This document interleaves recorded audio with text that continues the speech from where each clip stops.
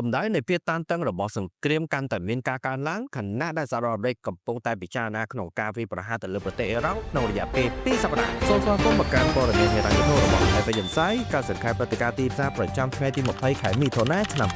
2025លុយដុល្លារបានរក្សាស្ថិរភាពតម្លៃរបស់ខ្លួនក្នុងបរិវេណតម្លៃ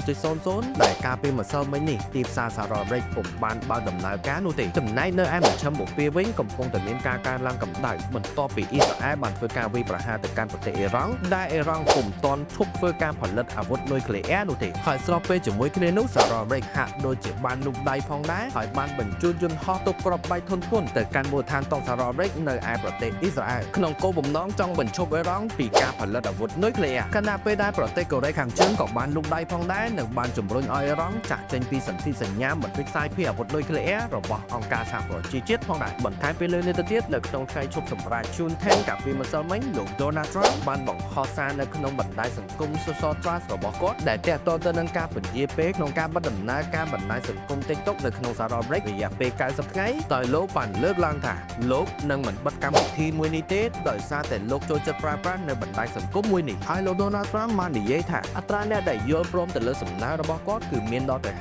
56% ធនាគារកណ្ដាលរបស់ចក្រភពអង់គ្លេសបានសម្រេចចិត្តក្នុងការរក្សាអត្រាការប្រាក់ឲ្យនៅដដែលនៅចន្លោះ 4.25% ខណៈដែលធនាគារកណ្ដាលប្រទេសស្វីសក៏បានសម្រេចចិត្តក្នុងការកាត់បន្ថយអត្រាការប្រាក់ចំនួន25 basis point ដែលនឹងកាត់បន្ថយឲ្យនៅត្រឹម 0% តម្លៃប្រេងឆៅនៅតែបន្តមានការកើនឡើងដល់កម្រិតតម្លៃ$75នៅក្នុង1បារ៉ែលដោយសារតែការកើនឡើងផ្នែកភូមិសាស្ត្រនយោបាយនៅឯមជ្ឈមបូព៌ាដោយមានការលូកដៃពីសហរដ្ឋអាមេរិកកូរ៉េខាងជើងនិងចក្រភពអង់គ្លេសផងដែរតម្លៃមាសបានថមថយបន្តិចដែលបានធ្លាក់ចុះពីកម្រិតតម្លៃ$4085មកកម្រិតតម្លៃ$4035នៅក្នុង1តម្លឹងបន្ទាប់ពីទំនោរមាសបានស្ថិតក្នុងទំនោរស្ថិរភាពនិងមិនទាន់មានភាពច្បាស់លាស់ដែលកំពុងរងចាំរបាយការណ៍អំពីសង្គ្រាមនិងការថ្លែងសន្និដ្ឋានរបស់ប្រធានធនាគារកណ្ដាលសហរដ្ឋអាមេរិកនិងរងចាំទិសដៅច្បាស់លាស់បន្ថែមទៀតសូមអរគុណចំពោះការតាមដានព័ត៌មានហិរញ្ញវត្ថុរបស់ F Agency